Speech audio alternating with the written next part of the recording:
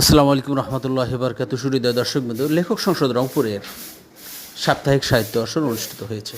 উক্ত সাপ্তাহিক সাহিত্য আসরে নুর ইসলাম সর্দার, সংগঠনের সভাপতি আবুল কাসেম মাস্টার, ভাওয়াইয়ার অন্যতম রূপকার কারিগর মোস্তাফিজুর রহমান, নুর ইসলাম ভাই, ওহিদুল ইসলাম, ডাক্তার শফিকুর রহমান সহ আরও অনেকে উপস্থিত ছিলেন।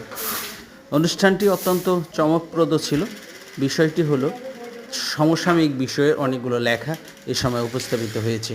আপনি আপনার চিন্তা ভাবনা ধ্যান ধারণা যদি বইয়ের পাতায় লেখেন, হয়তো একদিন জাতি আপনার সম্বন্ধে জানবে, আপনার মেধা ও ক্রম বিকাশ কীভাবে সমাজকে আলোকিত করেছে। আসুন নিজেকে লিখি বইয়ের পাতায়, হয়তো কালান্তরে একদিন আপনার নামটি উচ্চারিত হবে, ইতিহাসের কোনো স্বর্ণ অক্ষরে লেখা থাকবে। সবাইকে দেখার জন্য ধন্যবাদ জানাচ্ছি। আসসালামু আলাইকুম রহমতুল্লাহ।